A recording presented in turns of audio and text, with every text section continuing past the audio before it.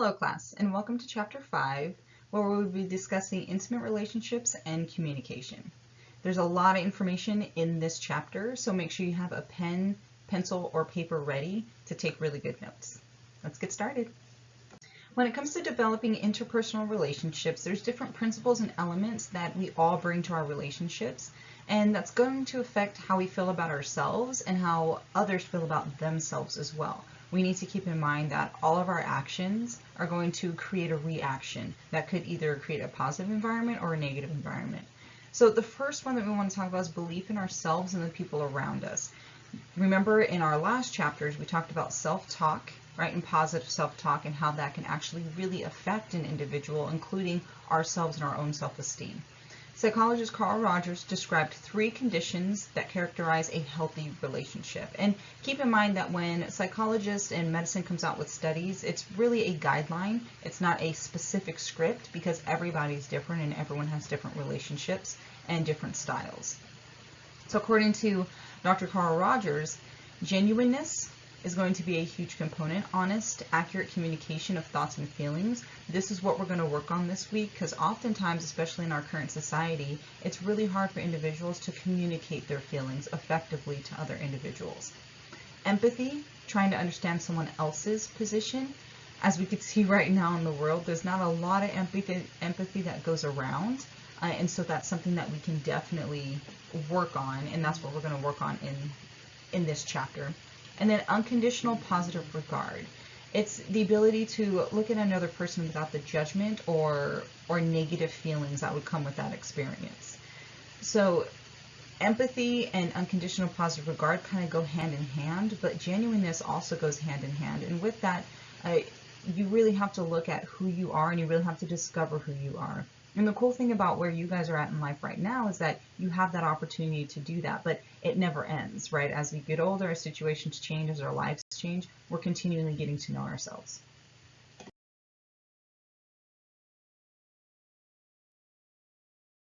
The whole goal is to have successful relationships with others, and that's what we're really focusing on for this chapter. But in order to do that, we must feel good about ourselves. And there's some factors that come into play when we talk about a healthy sense of self, right? First off is self-concept. How do you perceive yourself? Self-esteem, how do you feel about yourself? And then self-acceptance, how do you value yourself? And oftentimes this is hard for individuals to really gain a concept of because we are so conditioned to put our self-value on how others see us versus how we see ourselves. And I always tell individuals, if you can look yourself in the mirror at the end of the night and be happy with what you have done and who you are, then you're on the right path. It really doesn't matter what other people think, but in relationships, we understand that those that are closest to us, we do value their opinions, right? We do value what they say and what they think about us because we value them in our lives. So we just have to keep that in mind. Childhood experiences oftentimes form how we are as adults and form our adult identities.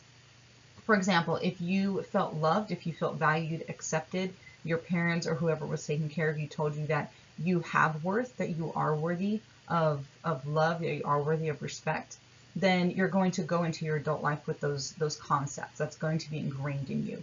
And studies have shown it's generally the first 7 years that we really see that. So however you were treated, whatever examples you had in the first 7 years of your life, that's really what you're going to bring into your adult life. Being given the freedom to develop an individual identity, this is where a lot of individuals struggle because their parents didn't allow them to develop their own personal identity. Sometimes when individuals have kids, they have in their mind what they want them to grow up as instead of allowing them to grow and discover themselves as children. So when they get into adulthood, it's really hard for them to know who they are, and it's a struggle. And while everyone else around them seems to have gotten it and figured it out, they're still struggling on that. So keep that in mind that if you're at that place right now where you still really don't know who you are, hopefully in this week I'll be able to help you out with that. But look at your childhood experiences and see, were you stifled? Were you sheltered? Were you not allowed to experiment and figure out who you are? Or were you allowed to do those things and now you have a better self identity of whoever you are?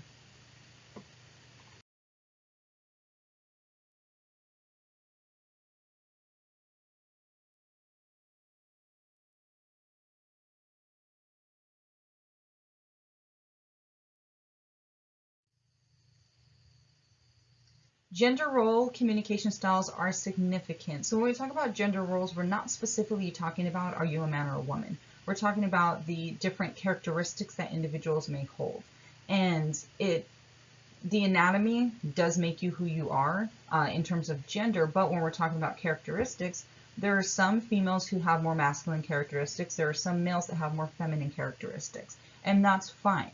Again, we're not talking about the genitals, we're talking about the characteristics based off whatever your personal gender or sex is.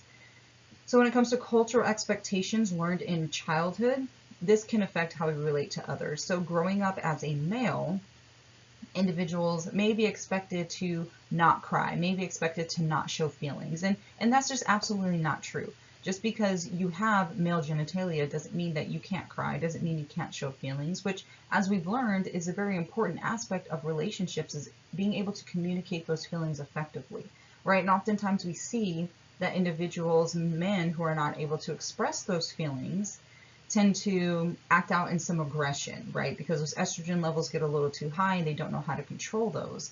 And so they either act out in aggression or they go into what's called their man cave, right, to control those emotions. But if they're taught as young kids that it's okay to cry and this is how you can control these emotions, then as adults, they're going to turn out much better with that self-identity. Same with females. If you're born female, oftentimes you're raised to nurture, you're raised to have baby dolls, and you're raised to be a little more feminine, and that's okay to have those traits. But keep in mind that if you're the type of female who, like myself, I was considered a tomboy, right? Because I had more characteristics of a male, and that's just who I was. But my mother allowed me to accept that identity in myself. So as I got older, I understood that I do like sports. I like to be active. I like to get out there and run and play.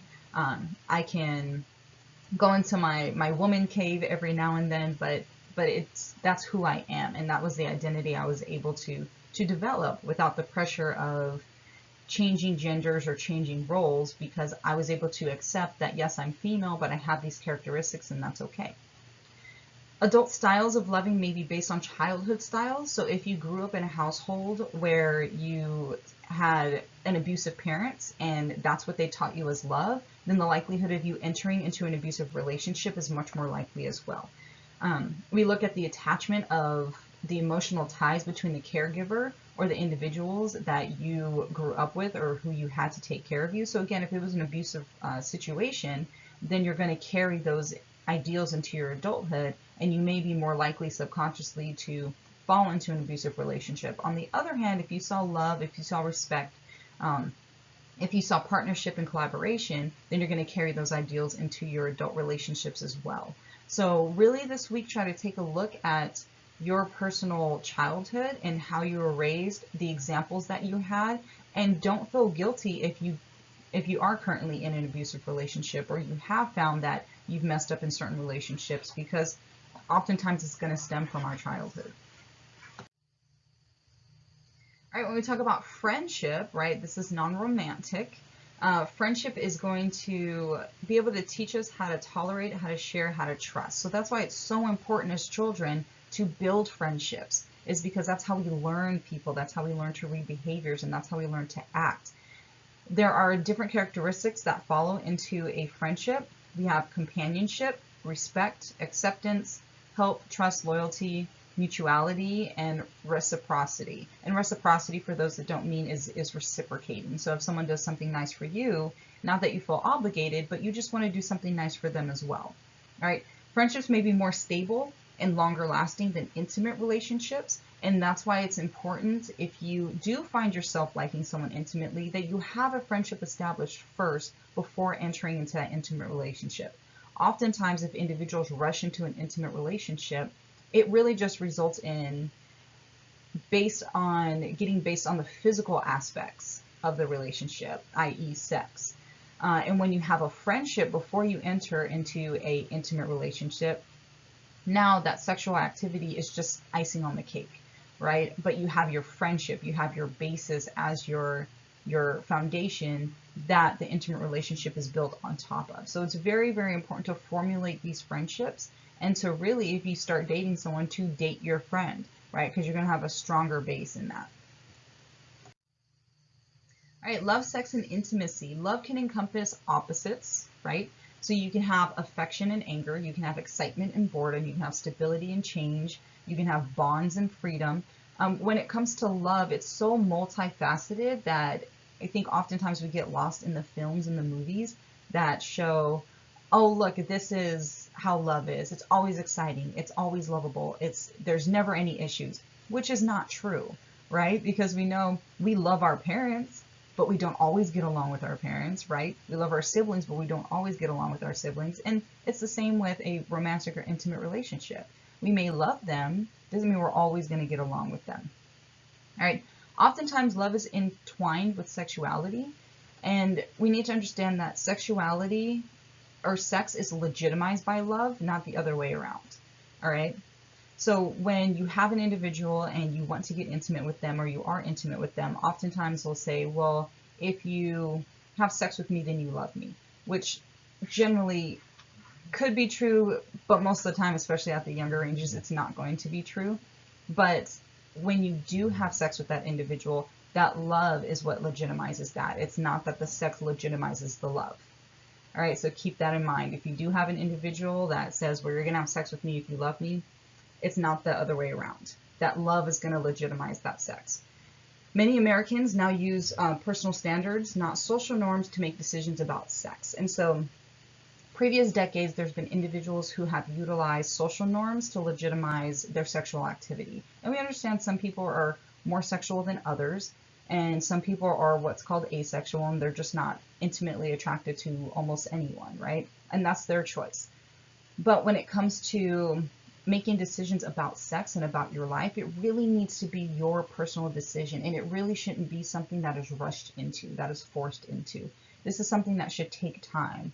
For example, like love. Love isn't something that just happens overnight. It's something that takes time.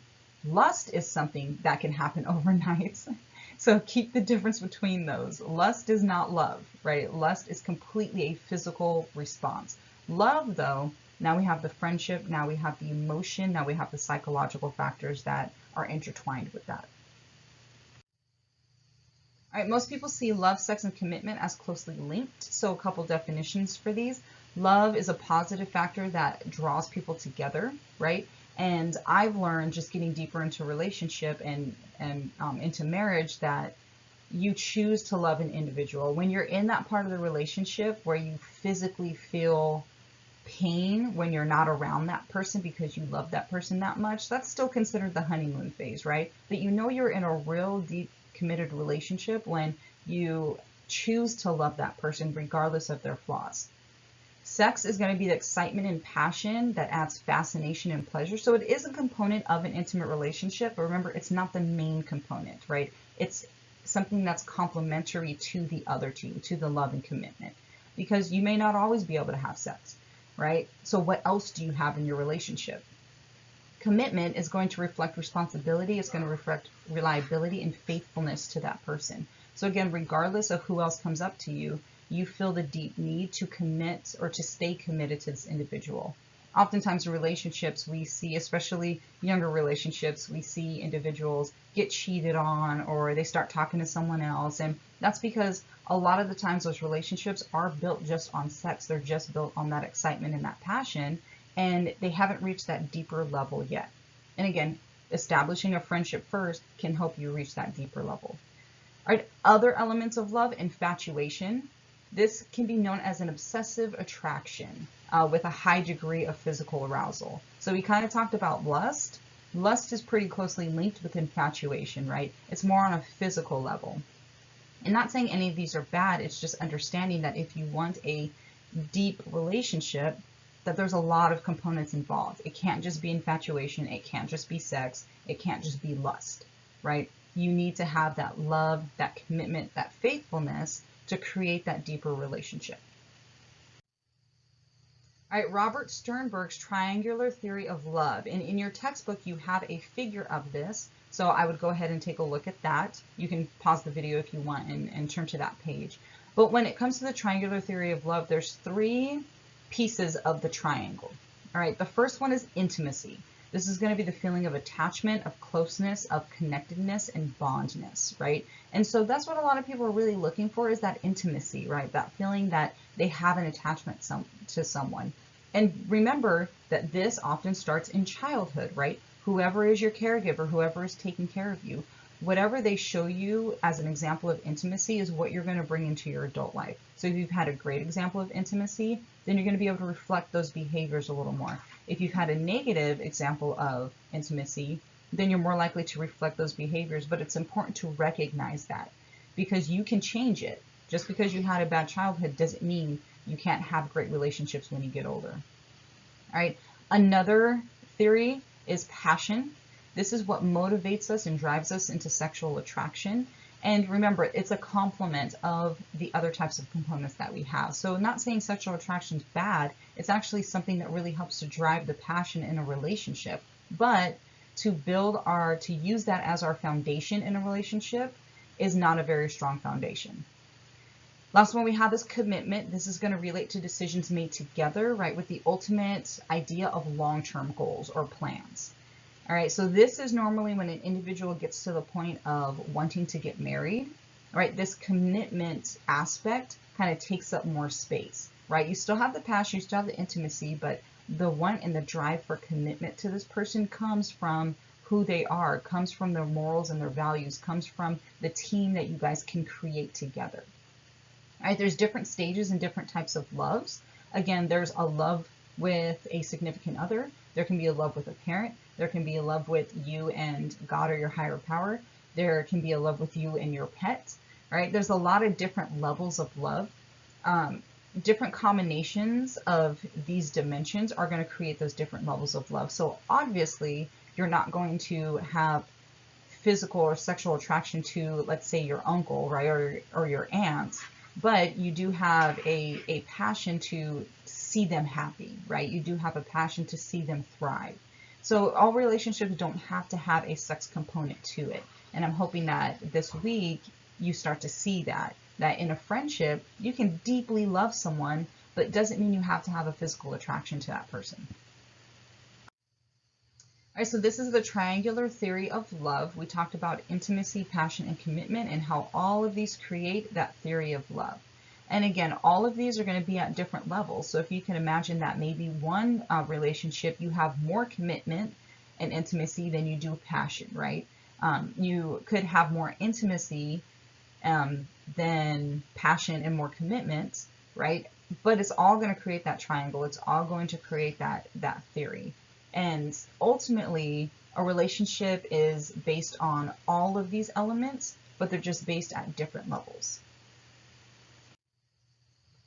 All right, passionate love involves both pleasure and pain, and I want to explain this a little bit. So over time, the physical intensity of excitement tends to diminish, right? But pleasure may actually increase. So we talked about the different levels of love and the different dimensions that you can have with it. And it's not always going to be rainbows and sunshine, right? Oftentimes, or some of the times, there can be some pain, especially if you and your partner don't see eye to eye on certain aspects. And so keeping that in mind, that love is multifaceted, it's multidimensional. You're going to be happy. Sometimes you're going to be sad. Sometimes you're going to be irritated. Sometimes you're going to be so overjoyed and attracted to that person that you don't even know what to do with yourself. It's an ebb and flow when it comes to that. But building your foundation on commitment, building your foundation on solid morals and values with that person is going to make those downs a lot easier to get through with each other. All right, there's a transformation of love. So intimacy may continue to grow or it may diminish depending on the individuals. And I know there's magazines out there that say if you and your partner aren't intimate with each other at least 5 times a week, then your relationship's in trouble. That is absolutely not true, because everyone's different and everyone connects different. Commitment is maintained unless other aspects of relationship deteriorate. So again, your commitment may maintain unless there are other aspects like intimacy, passion, communication that will start to diminish. And the biggest one is communication. If your communication is not on point with your partner, if it's not on point with your mom, dad, uncle, siblings, whatever, then the relationship's going to start to diminish. That communication is a huge, huge component. The key to enduring relationships is understanding that there's a transformation, that an intimate love is based on closeness, that there's caring, that there's promise for the future. So keeping all of those things in mind is going to help you continue to maintain a good relationship, repair a poor relationship, or build a new healthy relationship. All right, challenges in relationships. Remember, we talked about there's always going to be ups and downs. It's an ebb and flow when you're communicating, when you're intimate, when you're committed to an individual. So what opportunities do our relationships offer? The healthiest relationships may be those that allow us to feel secure even when we're apart. All right, and I know for a lot of younger relationships, the apart aspect of it can be difficult, right? Especially in those long distance relationships. So communicating with each other and allowing each other to feel secure, even though you're not right next to each other, is going to help maintain that relationship and build it up to be healthier. Relationships that offer the greatest chance to grow are those in which we can be non-judgmental, we can be expressive, and we can be understood. And oftentimes this is the hardest part, because all of this is based on communication. If you are a poor communicator, then you're not going to be able to be expressive. You're not going to be able to be understood or even understand the other person and what they're going to. Right? We need to have that honesty. We need to have that openness. We need to have those things for this relationship to deepen. If you want to maintain a superficial relationship, just keep it physical, and that is a guarantee that that relationship is not going to deepen. But if you really want to have a deeper relationship, then you need to put the physical to the background, and you need to put some of these other aspects to the forefront, like communication, like having that non-judgmental aspect or outlook on life, to have empathy for that person. All right, emotional intelligent people can give and receive emotional support. So when we talk about emotional intelligence, you guys will evaluate yourselves later this week on this. It's going to be a big part, right? But understanding where you're at and having those objective numbers and information can help you know, where's my emotional intelligence and what should I work on to deepen my relationships, to get better relationships, right? Mindfulness is key. So as we go through the concepts this week, be mindful of the different ebbs and flows of your own emotions. Maybe if we talk about a tough childhood and you notice that you start to kind of get really sad, that's an area that maybe you need to explore at some point when you're ready. If we talk about getting deep relationships in marriage and you kind of get excited about it, then that's an indication that you personally, that's a goal that you would like to obtain. Maybe not right now, maybe some years later, but that's still a desire that you have as of this point to obtain later, right? Unequal or premature commitment makes it difficult to maintain a relationship. So if you have one person that is super committed, that's trying to communicate, that's doing everything they can for the relationship, but you have another person who's not, understand your worth, understand what you're willing to put up with and what you're not willing to put up with. And if you have an individual in your life who is not allowing you to have that secure feeling, they're not providing that to you, then it may be time to rethink that relationship, whether it's intimate, whether it's friendship, no matter what it is. Think of how that person is treating you and decide, are you worth that? All right, unrealistic expectations can damage intimacy, and this is huge, especially when it comes to females. I've talked to a lot of females, and they meet this guy, he has this job or he has his aspirations, and they can see what he can be, but they refuse to see what he is now. And it's not bad to see what someone can be, but it's very important to see who they are now and how are they treating you? How do they react in this relationship or respond in this relationship? Are they communicating? Are they mature? Are they looking at ways to better connect? What are they doing? Or are they just trying to maintain the physical, right? Because if they're trying to maintain just one aspect, remember, we need all of those aspects to create a good relationship. And if you're not getting that from that individual, again, maybe time for you to rethink that relationship or the type of relationship you have with that person. Sometimes you can just be friends, and that's great. Right? Expecting your partner to change. If a person shows you who they are, take that as truth. If they tell you who they really are, take that as truth. I can't stress that enough. It's important to understand that you get into a relationship not to change the person, but because who they naturally are adds to your life. all right? And trying to change them is just going to create challenges and hardship in the relationship. Assuming your partner has the same opinions, priorities, interests, and goals as you, this is where communication is needed, and you need to talk about those topics, right? I know some individuals that say, oh, don't talk about relationships or politics with an intimate individual or with a significant other. No, you absolutely should. That's a part of your life, right? So as honest as you want them to be with you, you need to be as honest with them. Again, in a loving manner, but you need to be real with yourself, and that's knowing yourself. So if you honestly don't know yourself, the worst thing you can do right now is get into a relationship, because you're going to get into a relationship and expecting the other person to show you who you are, when you really need to discover that for yourself. And once you get that, then you can see, okay, am I good with this person? And is this a person that I can actually be relatable to? All right. Believing that a relationship will fulfill all of your personal, financial, intellectual, and social needs. Again, you need to be whole in order to enter into a healthy relationship. The other person needs to be whole in order to enter into a healthy relationship. And if you have an individual who you are attracted to physically, but you know that both of you have things to work on, that is perfectly fine being friends until both of you are ready to enter into a relationship to make it healthy, right? You can't take two broken pieces and make it whole, right? Both individuals need to be whole so then they can come together and create a stronger team, right?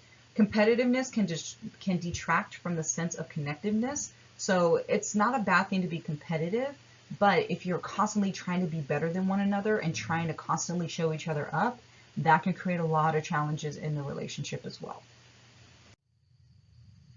Other challenges in relationships can come in the form of balancing time together. And this is where long distance relationships become a little difficult, because you really don't have that time together. I mean, you can FaceTime, you can talk on the phone, you can text, but there's something about the physiological connection with an individual or between two individuals when they can actually meet in person. And so it's important to make sure that you create time for each other and still maintain your outside lives. Where some challenges can come into a relationship is on the opposite end of that. So let's say you have someone that wants to be next to you all the time. They really don't have any other hobbies that they like to do on their own. So an individual can start to lose their sense of identity and get lost in the other person in the relationship. And it's really important to have that balanced time, not just together, but also have that alone time so you can maintain who you are and you can maintain your understanding of how you like to function in a relationship. Right? Every person is unique. Every person has different needs for distances versus closeness. Some individuals like to be right up next to the person. Some individuals like to have that space. But again, knowing yourself is going to help you know if the person that you're interested in is someone that is going to bring positivity to your life and it's going to be a healthy relationship. Jealousy absolutely can destroy relationships, and where jealousy comes from is a lack of self-esteem or low self-esteem. Right? Individuals that get jealous oftentimes have thoughts for themselves or thoughts to themselves that really aren't the nicest, right? So, for example, you may have that girlfriend that really gets jealous whenever anyone else talks to you, but really it's because she feels self-conscious about herself or he feels self-conscious about himself when you talk to other gentlemen. So jealousy really isn't anything pertaining to the other person. It's really a sign of a lack of self-esteem in the person that's jealous. All right, supportiveness, the ability to ask for and give support. That's another huge, huge key to a successful relationship, is being able to support the other person and understanding when you need to ask for support, right? Sometimes individuals one will be strong in one situation while one isn't so strong, or even vice versa. That's when you need to support each other, and you really need to understand that it's okay if this person isn't strong in this realm, because I can be strong for us in this realm. Unhealthy intimate relationships, there's several signs of that. A big one is physical or emotional abuse. If you are in a situation and you see that it is physically abusive or it's emotionally abusive, let's say this individual continues to put you down all the time, really talks down on you, says you're stupid, or you're holding them back, that is not a healthy relationship. And it's important to be able to recognize those signs and symptoms, or those signs, not symptoms, but it's important to express those signs and to acknowledge those signs, because you don't want to be in that particular situation, because it's not going to be a positive relationship for you. All right, relationships may be unhealthy if little value is placed on time spent together. So let's say you have an individual who really wants to spend time with one of the people, or with their significant other, but the significant other doesn't want to spend time with them. For me, that's a huge red flag. If someone doesn't want to spend time with me, or they're being very secretive, we can't talk on the phone, then in my mind, I would think, okay, this person has another life. This person has somebody else that they're with. And if you're okay with being, what do they call them, the side chicks or whatnot, the side person, that's up to you, right? That's fully dependent on your personal values. If you're not that type, though, recognize those signs and understand what you're worth, and understand that this person is not going to be able to offer you what you need.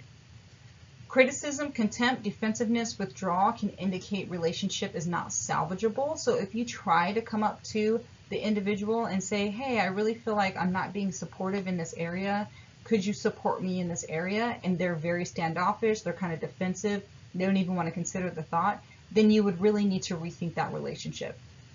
All right? There are negative physical and mental consequences when you're in an unhappy relationship. Physical consequences meaning you can get lack of sleep, you can start to increase your stress hormones, you can start to increase inflammation in the body, which can increase headaches, it can increase heart arrhythmias, it can increase digestive dysfunction and failure. There's a lot of physical ailments that can come from physical and mental stress and simply being unhappy in a relationship. So if you go home at night and part of you kind of wishes you weren't in that relationship, then maybe it's time for you to reevaluate that. Ending a relationship. This can be difficult for some individuals, but it can be a positive experience depending on the communication and depending on the maturity of individuals. Some breakups can occur quickly. Some breakups are mutual, right? Both parties feel that this relationship, sorry, I've been lecturing all day. This relationship isn't working for them. Therefore, what they decide to do is to salvage their friendship. They're going to go ahead and not be romantic anymore. Some breakups are a little harder than others. There's one person that wants to break up and there's another person that doesn't, right? At the end of the day, you can't force someone to be in a relationship. So the best advice that I can give for this is, if you want to break up with someone or someone wants to break up with you, be completely honest in that situation. Understand that the feelings you have are fleeting, right? I talk about in the lecture and the chapter content online that feelings are fleeting. It's an ebb and flow, and you come in and out of it so easily and so frequently. So be honest with your feelings, be honest with the other person, but first you have to be honest with yourself as to the reasons why you want to break up or the reasons why you don't want to break up. And again, I see for a lot of females that oftentimes it's because they envision what this relationship could be, but they're not looking at what the relationship is now, and that is just as important as looking at future aspects. Give the relationship a fair chance. So let's say you've been kind of standoffish, you haven't been communicating very well. Be honest with that fact and say, you know what, if I communicated better, if I was a little more honest, I wonder what this would be. Be fair and honest to the person. Be tactful and compassionate. Don't do what one of my friends did back in school. He made a poem for a girl. He said, roses are red, violets are blue, trash is dumped and so are you. That is not very compassionate. All right. So keep in mind that you, in a sense, are rejecting the person, and you don't know how that person is going to react to it. Because if they've been rejected before, if they have a very soft spot to being rejected, then it's going to be very painful for this person. And oftentimes it's not so much the person leaving, it's the loss of a relationship. Because you get comfortable, you feel like you have a connection, and then all of a sudden it's gone.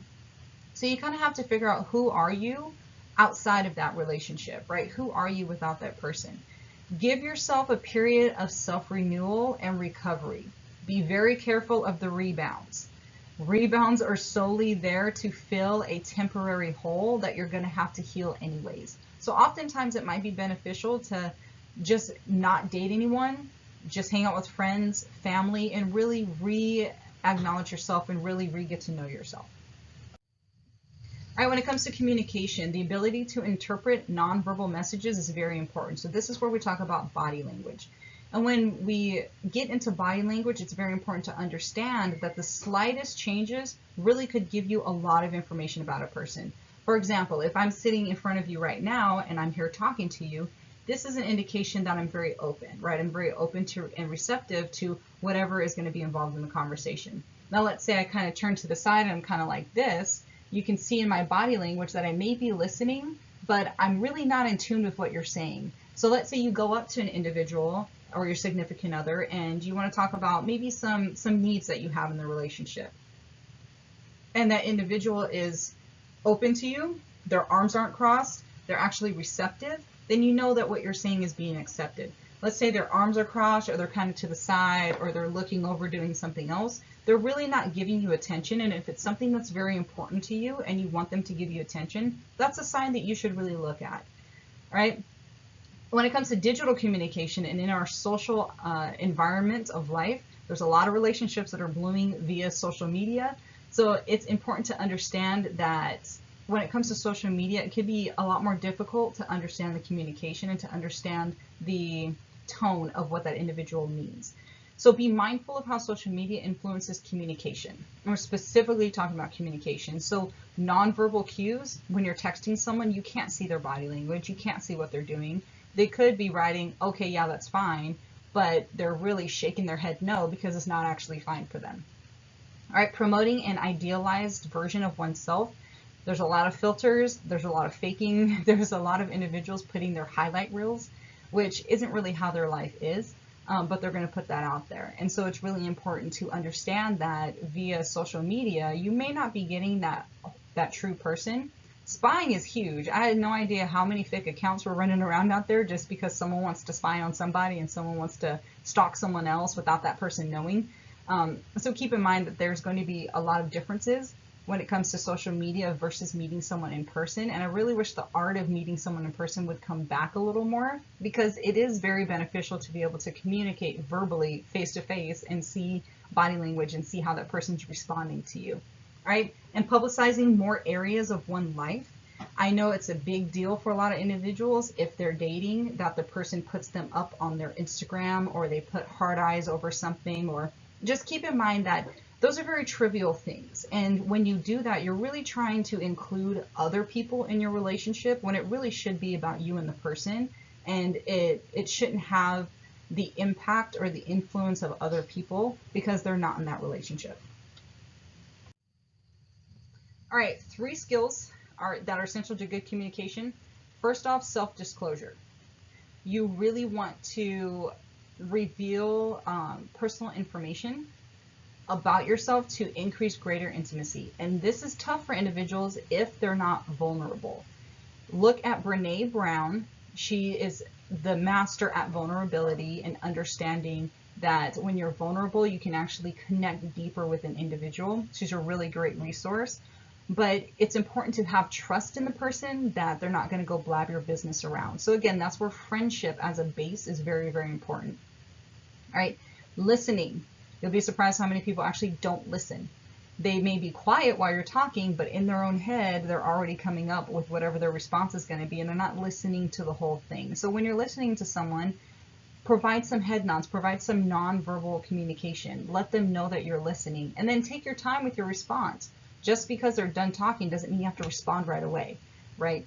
So make sure you take your time and have a thoughtful response.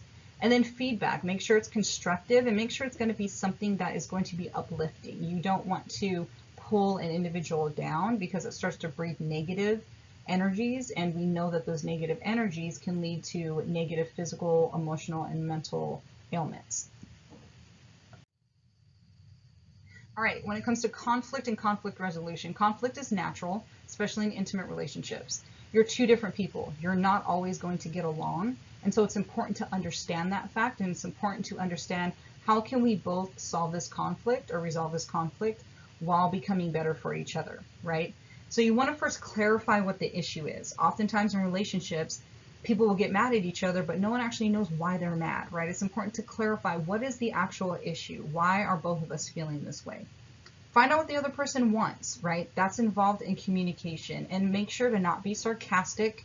Don't be an a-hole when it comes to that. Be honest with yourself and be honest with your feelings towards your significant other. Determine how you both can get what you want, right? This is called a collaboration, right? So some individuals don't like the term compromise because it indicates that some individuals don't get or one person doesn't get what they want. collaborate with the individual and see if there's common ground that you guys can meet. All right, describe how to negotiate or decide how to negotiate and be willing to compromise if necessary. All right, solidify arguments or agreements verbally. You could even do it in writing. I know some couples that have contracts with each other and they say, okay, if this comes up again, this is how we're going to solve this. It really just depends on how you and your partner works. And then review and renegotiate. It really is a partnership. So if you think of starting a business with someone, you're going to have to communicate. You're going to have to express what you want, and you're going to have to collaborate with that person. It's the same when you're in an intimate relationship or a romantic relationship. It really is a partnership, and it takes work. It's not something that's just going to bloom on its own, right? Pairing and singlehood. So most people choose a partner through a fairly predictable process, right? Generally, it's going to be first attraction. You think that person's cute, they think you're cute, and you want to get to know each other, right? Similarities in terms of where you live. It could deal with ethnicity. It could deal with socioeconomic background, education level, maybe your lifestyle. Maybe you're out on a hike and he or she's out on a hike. Physical attractiveness and other traits. So normally there's a first attraction, there's a common ground. After the euphoria leaves, after the honeymoon phase leaves, then you switch to things that are a little more real, that are a little more concrete. So you start to talk about future aspirations. You start to really look at your personal values and your personal morals and see if they match. So keep in mind that the first couple months may be great.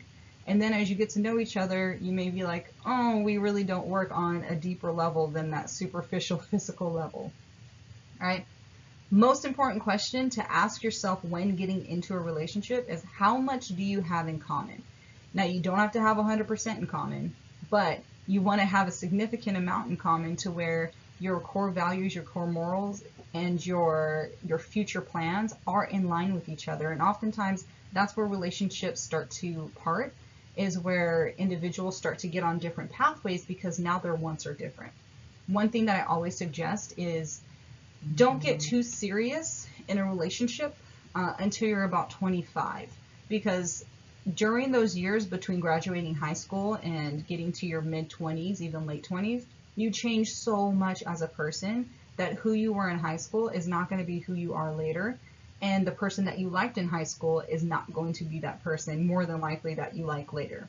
We all have those couples in high school who they're going to end up together, they're going to live together forever. Then they end up breaking up in college because their values change, their morals change, and that's okay. A key to that is just accepting that and communicating that with the other person and being mature in that relationship. Dating. So every couple has its own ritual. In our culture, generally, it's freedom of choice, right? Some cultures will have a predetermined significant other by the time they were born. It really just depends on your culture. But most people find romantic partners through dating, and normally through mutual enjoyment activities. So you have a friend that wants to go out to this place, and maybe he or she has a friend that wants to come out to this place, and then you guys happen to meet at that spot. You find commonalities, you exchange information, and then you kind of get to know each other from there. Make sure that you're taking time, though. Don't try to rush into things. In recent years, traditional dating has given way to a more casual form of getting together in groups. We know that there are institutions that will conduct speed dates, right? So anyone that wants to start dating someone can come to this arena, and essentially you just meet a whole bunch of people. It's kind of like mass networking, right? Or quick networking, where you're finding individuals that have some common interest, and then you continue the conversation outside of that. And that's exactly what it is a conversation. Some young individuals, though, and older individuals will have that first meet, and they will instantly give into that physical attraction. Keep in mind that hooking up, while it may be fun, does not necessarily mean it's going to breed a deeper, more meaningful relationship with the person. So really keep that in mind if you're choosing those types of actions. Online dating, like we talked about earlier, it allows for relaxed communication. So there are some benefits to it, right? It can be easier. You can get more confidence behind a screen than you can in a person or face-to-face confrontation, right? Or a situation. Because when you're behind a screen, you get to have that time to think about how you're going to respond. You get to have that time to think about their comment to you. The disadvantage to that, though, is that there can be a huge misrepresentation. If you haven't seen the show Catfish, go watch it, because that's a prime example of misrepresentation in online dating and relationships. a greater tendency to idealize your online partner. So really hold them up on a pedestal, because again, remember, social media is a highlight reel of someone's life. It doesn't actually show all the ins and outs and the downs of what happens in their life. They're showing the best parts of their life. And it's really easy in social media to get caught up in that and to think this is how this person's life looks all the time, because it's just not true. Right? It removes body language. It removes that chemistry. Remember, as humans, we have vibes, we have modes, we have chemicals that get released when we're person to person or face to face situations. So keep in mind that it kind of pulls that chemistry out a little bit. You really don't get those physiological or mental effects or vibes when you're behind a computer screen or behind a phone. All right, tips for online dating. If that's a route that you choose, some people like to meet individuals organically, some people don't. It's really up to you. Choose a site that fits your relationship goals. So really research that site, really see who's on it. Nowadays, it's really easy for sites to get hijacked and it turns into a plenty of fish type situation where it's literally just a hookup site. If that's not what you're looking for, make sure you're not going to intermingle with those types of sites and the individuals that are on there, because be very clear with your intents, right? Make sure you and your date have similar intentions. Again, if the individual wants to just hook up and you don't, then don't even think about getting involved. I don't care how cute he or she is. I don't care what kind of job they have. I don't care about all that. What are the intentions? If you don't have the same intentions, don't even start anything romantic with them. Understand the potential consequences of posting photos. Be very careful of the types of photos that you post. And specifically for females, because in research we see that this lies a lot more with females, those half-naked photos generally aren't going to get you a quality relationship, because what you're presenting as yourself online is a hookup individual, right? I've talked to plenty of gentlemen, there's been plenty of studies on this, and those females that are a little more conservative on their social media, they don't post half-naked photos, are the ones that end up getting deeper relationships, because how they're presenting themselves isn't as just a hookup partner, it isn't just as someone that just gets around. They present themselves as an individual that actually has something to offer a relationship and know themselves. All right, don't give out any personal information. That's extremely important. There are a lot of predators online, so you want to make sure that you're staying very, very safe. Use a unique email for your online dating. Please don't use your work email. Use something that is actually going to be private for you. If someone doesn't respond, don't take it personal, right? If someone doesn't respond, maybe it's that they just don't go on their site anymore, or maybe it's they can't remember how to log in, or maybe it's just that they're just not interested, and that is okay, right? Don't be very careful to start to think about a future relationship that hasn't even happened yet, all right? That's a trap a lot of people can get in, and a lot of people can get their feelings hurt. Before meeting in person, talk on the phone. Again, see if you have those core values. See if you are able to actually connect on that level. Don't agree to meet unless you feel comfortable, and make sure it's a mutual or it's a central location and place. Don't allow a stranger over to your house, and don't go over to a stranger's house. That is extremely dangerous. And it'd be helpful to maybe bring a friend, maybe make it a group activity to make sure that this individual is actually on the up and up. Again, there's a lot of predators out there. You really have to keep yourself safe. Living together, this is something that a lot of people don't see eye to eye on too much. When you gain acceptance as a part of a mate selection process, and keep in mind that when we're trying to, or when we're looking for someone to be with, it is a lot chemically driven. You want to make sure that both of you are on the same page when it comes to living together. Some individuals advocate for that, some individuals don't. It really just depends on your personal values. But again, you need to know yourself in order to know your personal values. When you do live together with an individual, there's a greater tolerance for sex outside of marriage. Some people don't want to have sex outside of marriage. And if that's a goal that you and your partner are going for, then living together will probably breed a little too much temptation for you. So it may not be a wise decision. If you and your partner are okay with sex outside of marriage, then that's completely up to you. It increases the availability of contraceptives. So depending on if you want to have babies or not, you're going to have to think about that when you live with someone. And some individuals will live together and then they'll marry later. Some individuals want to marry first and then live together. Again, knowing yourself and knowing your personal values and what you're okay with, that's going to be huge, and communicating that with your partner. All right. Disadvantages, there is a lack of legal protection in the state of California. If you live together for at least, I want to say 3 years, then you are considered domestic partners, and you do have legal right as if you were married. If you don't want to give your partner legal rights to what you own, then it'd probably be best to live separate until you guys do decide to get married. And even then, you can even do something like a prenup. But again, what are your core values? What are your personal values? What are you looking for in that relationship? All right. When it comes to sexual orientation, there's a pattern of attraction to the person, and we understand, especially in our world, it's a little more acceptable to be attracted to multiple genders, the same sex, whatnot. Again, understanding you personally and understanding that just because you have a lot of love for this person doesn't mean that you have to be physically attracted to them. All right.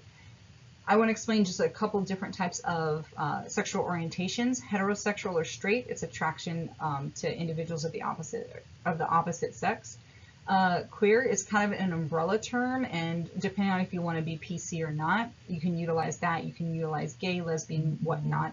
But that's going to be a sexual orientation other than heterosexual. It's going to be an orientation of being attracted to the same sex. It could even be an orientation of not being attracted to any specific sex. It could be an orientation of being attracted to both sexes, right?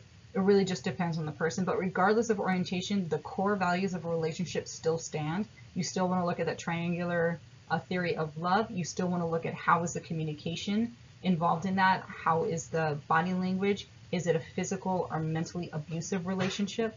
All of those still comply in those relationships. All right. Your author mentions that queer couples have more similarities to than differences than straight couples. I don't personally fully agree with this, because at the end of the day, you're still two different individuals. And so you could be the same sex, but you could have two totally different views. So it's very important to understand your personal values, and it's important to communicate those early on. Your author mentions homophobia. I personally think this is a very overutilized term, because I haven't met individuals that are actually scared or have a hatred towards individuals that are homosexual. So when it comes to homophobia, it really isn't as prevalent as some individuals are saying. But the community does rely heavily on that if they do experience any type of discrimination. But keep in mind that legislatively, there's a lot of legislation, there's a lot of laws to now protect individuals who are attracted to the same sex. All right, singlehood, there's a growing number of adults that never marry. Some individuals just don't want to go through the expense. They look at it as just a piece of paper. And so again, morals and values, what do you value in that? There are some changing views on singlehood, especially with the feminism movement. Delaying the age of marriage, I know that's huge for a lot of individuals, especially for the generation that I grew up in, because we're realizing that your 20s are really a time to make mistakes. They're a time to find yourself. They're a time to get your career, your money straight, your living situation straight, to get independent, and to have a little one or to have a significant other to think about when you're trying to go through that makes it a little more complicated. So there is a benefit to being single, because it's just you. You get to decide. If you want to up and move to another country or another state, you get to do that. Versus being married, you now have to think about another person, right? You now have to take somebody else's thoughts and feelings into that situation. All right. There's financial independence, right? It does take a lot longer to achieve financial independence, especially in California, because it's so expensive. And so individuals oftentimes are just trying to figure out how are they going to pay rent, or how are they going to be able to afford a place and then eat at the same time. All right. So what I suggest and what I advocate for is taking your time in your 20s, really explore and really have fun, make mistakes while it's only you that has to deal with the consequences of that. All right. Cohabitation is a little more common, especially in more expensive areas, i.e. California. It's a lot easier to get financially stable when you have somebody else to share the bills with. And so oftentimes that's why individuals will live together, is because now we have two people bringing money into the household, and we still only have one rent or mortgage to pay. We only have one light bill to pay. So now you're splitting the responsibility between yourself and another person. And that tends to become a little easier. Divorce rates are high. And I would need to do more research on this, but in terms of living together first, what I've seen is that the divorce rates tend to be a little higher in those individuals, but not in all cases. So remember, what you're doing in your relationship, how both of you are working in your relationship, and how you're trying to support your relationship really is going to be a factor in if divorce happens later or not. All right. Advantages to singlehood: career, personal development, you have the freedom. Disadvantages: you're going to have that feeling of lacking of companionship, and you may have that society pressure that you're still single at the age of 28, which don't listen to that, right? Those are just old school individuals who have that traditional way of thought, and that's not how things are. People don't die in their 60s anymore. People are now living to be well over 100 years old. And so there's a lot of time to be in that relationship. So make sure you're finding a balance in your life, and make sure you're looking at what are your values and what's going to benefit you now versus later. All right, so marital status of the U.S. population. This is back in 2017, so keep in mind this is a little outdated, but the numbers still are pretty relevant to what we're seeing now. So there's generally a high percent of individuals that are married. I'm finding, especially with my students that graduate high school, they're getting married pretty young again. There are a small percentage that are widowed, right? That means you were married to someone, you never got a divorce, and unfortunately they passed away. Separated or divorced, there's about 9%, and then never married, there's about 35%. Again, for financial reasons or personal reasons, there's some individuals that choose not to get married, but it's still a high percent of individuals that are actually choosing to get married. What I find interesting in this is that for men, 54% are married, and for women, 51% are married. And you can come up with whatever theory you have on that, but my theory is that the feminine movement has a lot to do with that, and the fact that we now have this idea of this strong, independent woman. I don't need a man. And so some people are literally taking that for what it is, and they're deciding not to get married. They may date around, but they're not actually creating a commitment with any one person.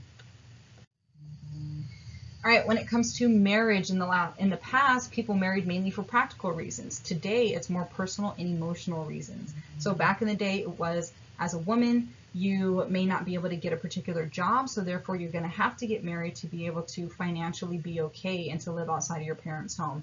Nowadays, there's opportunity for both genders, and there's opportunity to be able to be independent, and you don't necessarily have to get married for that. So now individuals are really finding that they're getting married because they want to, because they want that companionship. All right, there's a trend in marriage towards equalization of duties. So more and more we're seeing that there are house husbands now instead of housewives, because some women are actually making more money than the men, and the men are very comfortable in themselves, and they're saying, okay, well then I get to stay home with the kids. They get to go to their sporting events, and I've met several men who are extremely happy being a stay-at-home dad. All right, so again, really depends on your values, but be honest with yourself on that. And if you're the type where you are very traditional and you are a man and you want to make more than the woman, be honest with that woman, right? There are some women that are okay with that. There are some women that want to be housewives, so it's up to you to be honest with yourself, and then you can find an honest individual to be able to share that life with that you envision for yourselves. All right, best predictors of a happy marriage: realistic expectations. If you want to marry a politician, don't marry someone that's a producer in their basement, right? Marry someone that is actually on the path of being a politician if that's the world you want to be in. If you want someone that doesn't want to play video games all day, or you want someone that cleans, and you're currently with someone that doesn't do those things, don't think they're going to change, right? Be realistic with the expectations in your relationship. Accepting each other's personalities, the good and the bads. You can't just take the goods and then try to change the bads. You need to accept them for everything they are. Development of a friendship. Remember, I talked about the friendship as a basis. It's nice to have that physical attraction. It's nice to have that intimacy and on that sexual level, but you want to make sure that friendship is your basis, because that's where you're going to have the communication, you're going to have the understanding, you're going to have the empathy, you're going to have all the components that are going to help you create a very nice marriage. All right, good communication. I think I've over talked about that a little bit. Effective ways to resolve conflict. Remember, you need to communicate, you need to talk, you need to be honest with yourselves. And if someone starts to cry, don't tell them to stop crying, right? Because that's how they're honestly feeling in that moment. You need to be empathetic to them in that moment. All right, agreement on religious and ethical values. This is a big reason why people get divorced, is because they don't agree on religious values. They don't agree on ethical values. So it's extremely, extremely important to make sure that you are on that page and that you are in agreement of that. All right. Egalitarian roles. You want to make sure that you understand the roles of each other in the relationship. Again, if someone wants to be a stay-at-home mom and you're not okay with that, then you have to be honest with that.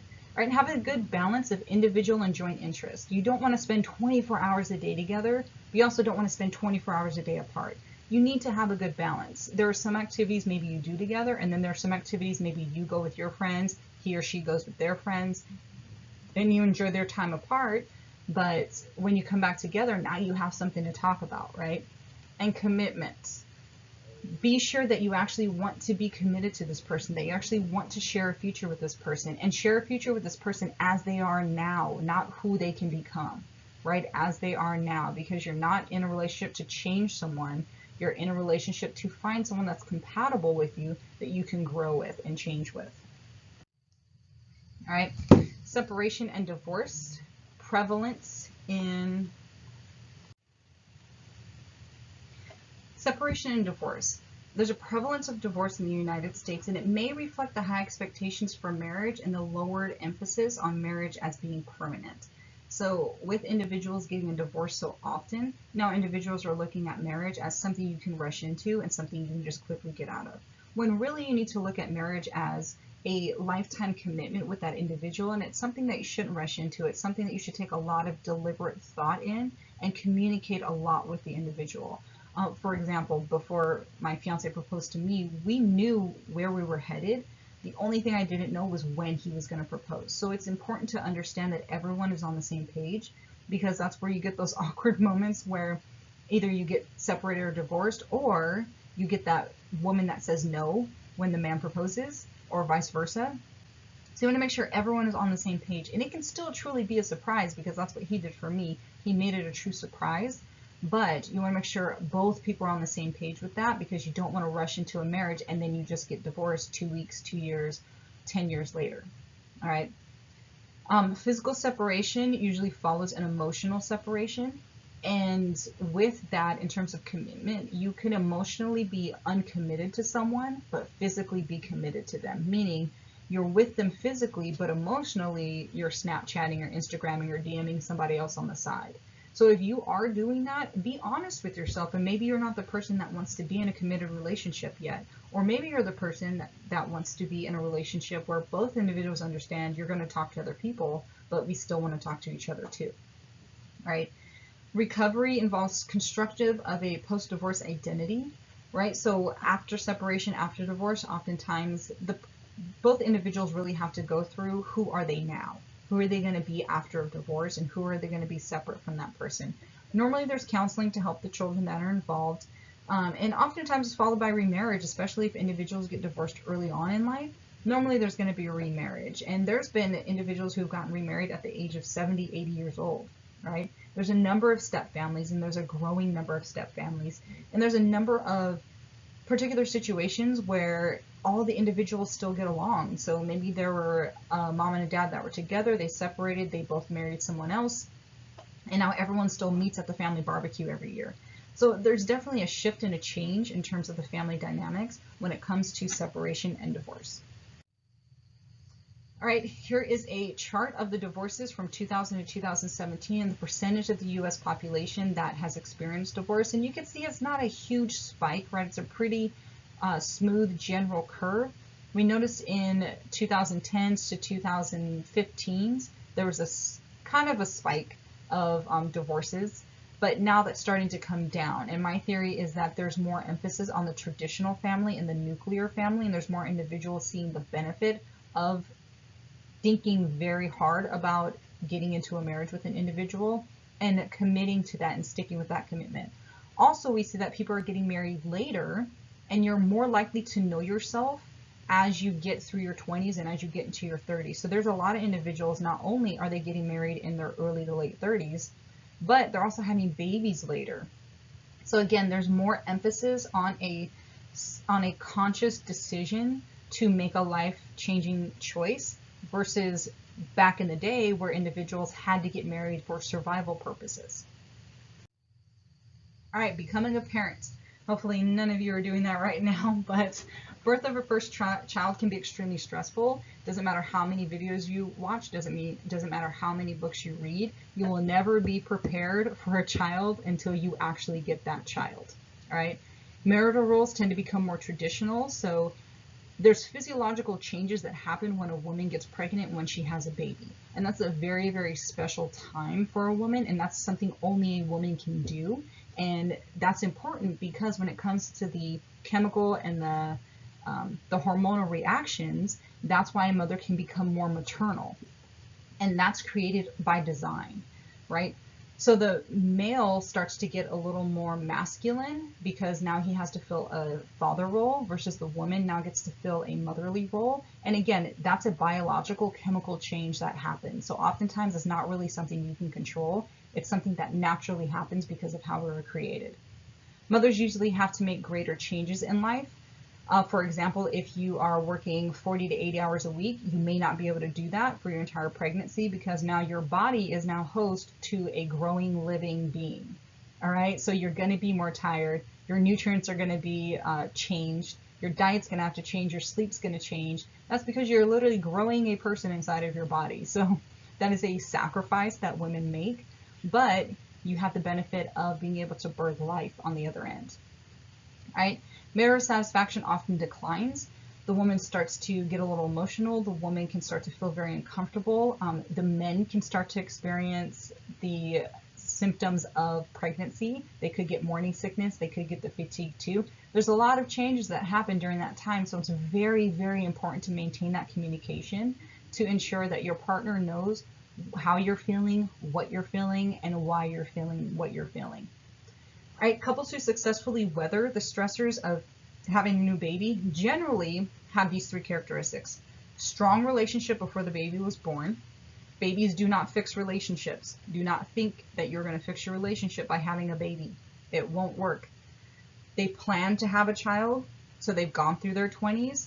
They've learned each other. They've learned themselves. They've gotten financially, emotionally, physically established, and they feel comfortable having a baby, so they plan one. Good communication and feeling about the expectations.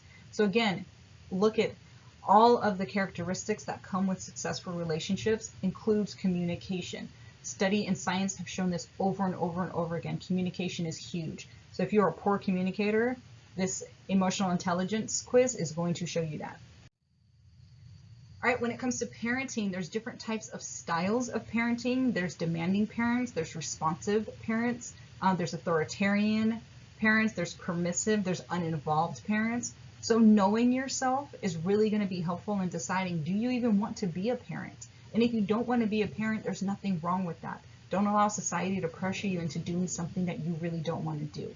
If you're the type where you don't like kids, you don't want to take the time to be around them, you don't want to spend a lot of your day worrying about them, don't become a parent. That is not the stage for you, at least right now. And again, remember, you can always change later. Right? Every child has a tendency towards certain moods and styles of reacting and temperament. There's some children who are easy, there's some that are difficult, there's some that it takes a while for them to warm up to you. Difficulties tend to arise where there is a mismatch in the temperament and the style between the child and the parent. So it's important that you create a balance. And this is why I say you can watch as many videos as you want, you can read as many books as you want, but it's never going to prepare you fully for a kid, because that kid's going to have his own or her own personality. They're going to be their own individual person, and they're going to have different emotions that maybe you don't vibe with yet. But it's important, like any relationship, to get to know your kid. That is a new relationship that you are bringing into your life. Therefore, you need communication, you need understanding, you need empathy. All right, so I'm hoping you can see how these are switching from different types of relationships to different types of relationships. It doesn't have to be a romantic or intimate relationship. Communication, passion, understanding, empathy, all of that ties into every single relationship you're going to have, including the relationship you have with your kid as a parent. All right, parenting in the family life cycle. So there's different stages of a relationship between a parent and their children. And oftentimes in the later stages, this becomes harder for parents because they're so used to the early on stages. You've been in those stages for years that oftentimes parents don't want to give that up. So early on, parents must ensure the physical well-being around the clock. Once you have a kid, that is your job, that is your life until that kid can become self-sufficient. And even then, when they're grown, you still worry about them, right? Because you're still their parent. You wipe their butts when they're little. Right? Later on, the parent must strike a balance between freedom and setting limits. So as the child gets older, that means they're going to get more freedom that is earned, right? It's not a right, but it's earned freedom. If the child shows that they can handle themselves, they've matured emotionally to be able to handle whatever the situation is, then that freedom can be earned, that freedom can be given, all right? Marital satisfaction tends to decline during a child's school years because of the additional pressures, but as the child gets older, that's when mothers and fathers tend to start coming together again, all right? It's important that when it's time for you to have a kid, don't forget about your partner, right? Because you're in this life together. Your kids at some point are going to grow up and move out and get their own lives. You're still going to have your partner with you. So it's very important to ensure that you keep communication with that person as well as providing attention to your children to make sure that every relationship is strengthened. All right, when it comes to single parents, about 16% of children today live with a single parent. There's a higher percentage of single parents in minority households. For example, there's about 34% of minority children that are living in a single parent home, and that deals with culture, that deals with society expectations and society, what society actually allows and is okay with. So there's economic difficulties when you have a kid. Most economists say that you should be earning about $40,000 a year to be able to take care of that child. So if you're looking at your finances and you're seeing that you're barely able to take care of yourself, then you do not need to bring a child into this world yet. All right, wait till your finances are where they need to be, or move to an area where your finances can be more comfortable, and then you can go and seek and plan to have a child with your significant other. All right. Single father's primary concern is more often concentrated on getting enough time with the child or with the children. All right. Mothers are the same way when it comes to single parent households. If you happen to be involved in a situation like that, it's important that the child has both parents in their lives if it's safe and if it's possible to do. There's some situations where the father or the mother is just not a good influence for the child, and so you would have to make that hard decision. But again, we want to prevent this from happening by establishing friendship and establishing communication and being intentful when we decide to get married and have a child with someone. You can eliminate all of these issues. All right, evidence suggests children from single parent families have less success in school and career. This is still kind of true for the most part, but remember, you do not have to be a product of your environment, right? For example, I came from a single parent household. Before that, when my mom was with my father, he was very abusive. You do not have to be a product of your environment. You can come out of that and you can have healthy relationships later on in your life, as long as you remember what makes a successful relationship. So diversity in family living arrangements. So there are two parents or two married parents. The majority of individuals who live in a household are going to have two married parents. Could be step, could be adopted children, really just depends on the situation.